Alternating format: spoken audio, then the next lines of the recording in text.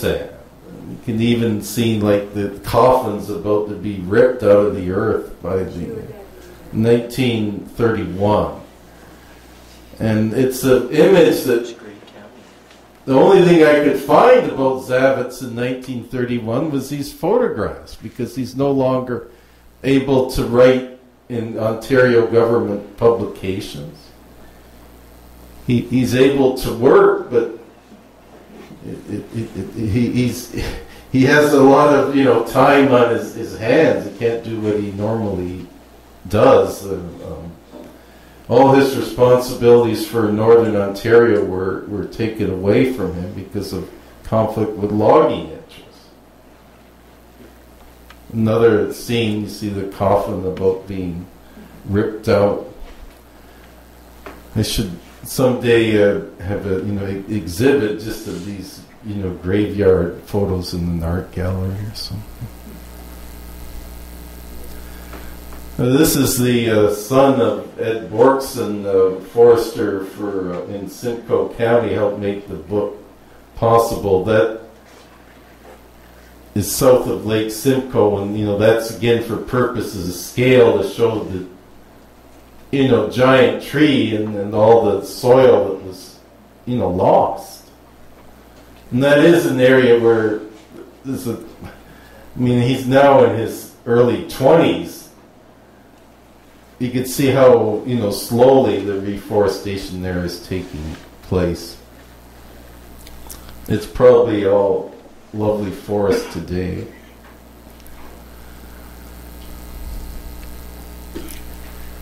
This is a very significant photo.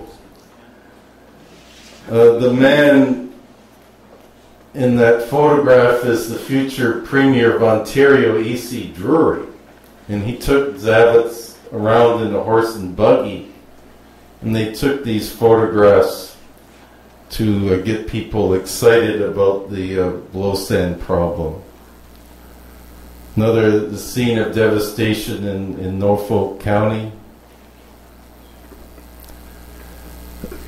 This is a very inspiring scene because you see the magnificent, beautiful, healthy forest that's there now. That was all sand in 1921 when they started. Hendry Forest north of Bacher. Again, same forest was once sand waste. Another scene of the beautiful forest. Dufferin County, Mulmar Township, blow sand, 1920s, beautiful forest today. That's the Hendry Forest in 1921 that we saw the images of earlier. Again, this region, Durham Regional Forest, now managed by the Conservation Authority. 1927, prior to reforestation. 54, see most of it is forest. 78, little bit of blow sand. 1997, sand all gone away.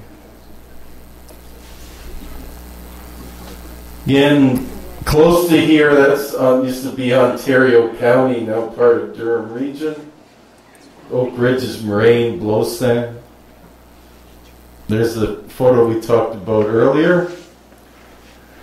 That is a person that taught Zavitz photography, Judson Clarke. He was the first chief forester of Ontario and left in disgust because the Ontario government wouldn't allow him to do anything. Zavitz was much more patient. That's the same photographic trip that Judson Clarke taught Zavitz photography. 1902. Zavitz is still a biology student at McMaster University at this time. Well, it's important to, one of the reasons is, one of the trees there is a chestnut tree, later wiped out. Again, the Norfolk area about to be buried in sand. You see the 1924 Reforestation Committee. devastating flood of London that put 20% of the city underwater, or Thames River, burying South London in water. Same flood in St. Mary's, same flood in London. All as part of the same massive Stratford. I always thought this is far more dramatic than anything they put on in the Stratford Theatre. This shows you the impact of early logging in Ontario. Woodland caribou is now an endangered species. The main reason it's endangered is because of all the horrific fires, which turned a lot of this area where the woodland caribou used to live into bare rock. That is a woodland caribou herd near Timmins, Ontario. Most people don't know that woodland caribou was ever there. I actually had an argument with the biologists that wouldn't believe me. This is a town in northern Ontario that they're all refugees. The fire burnt down the town.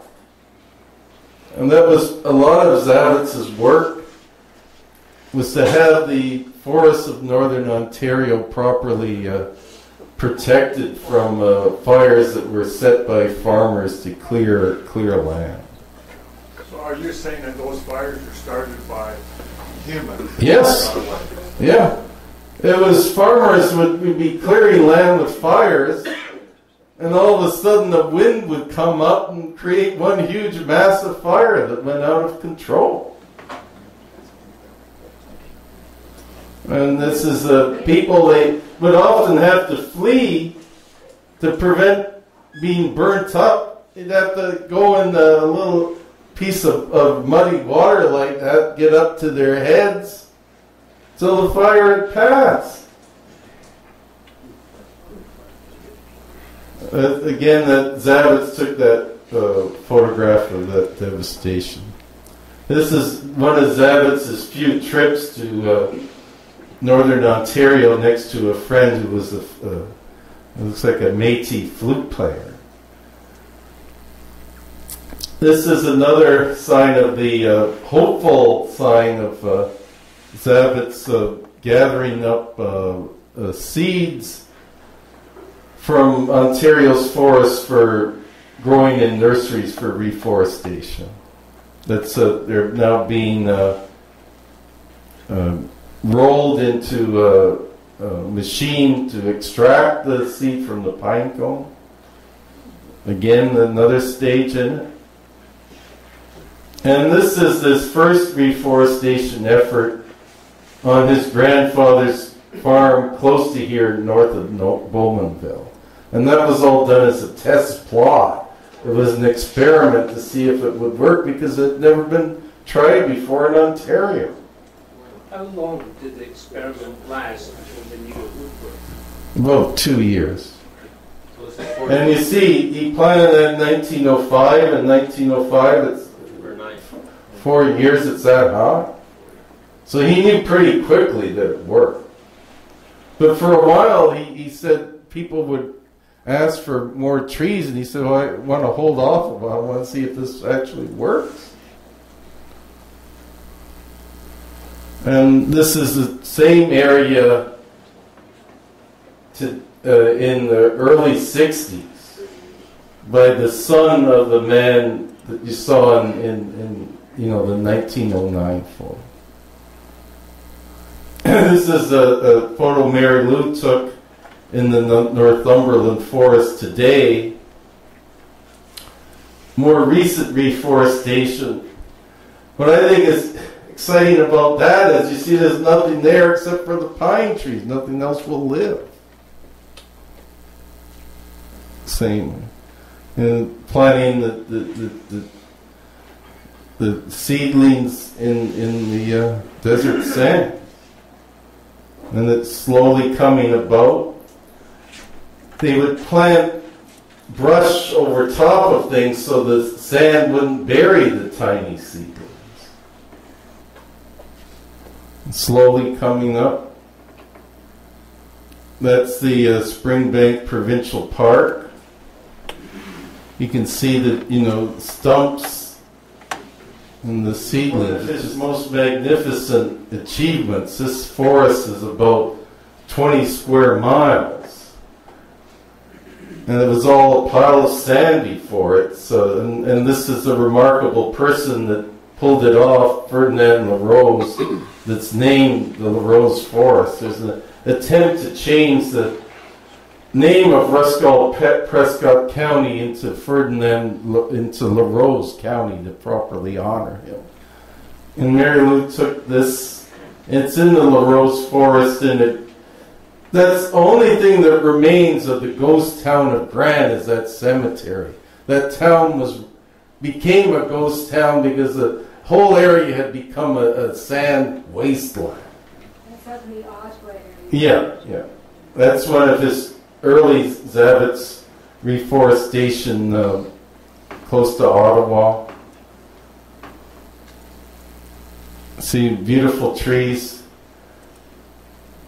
This is Hamilton Mountain before Zavitz started to reforest it. This is it today. Magnificent trees.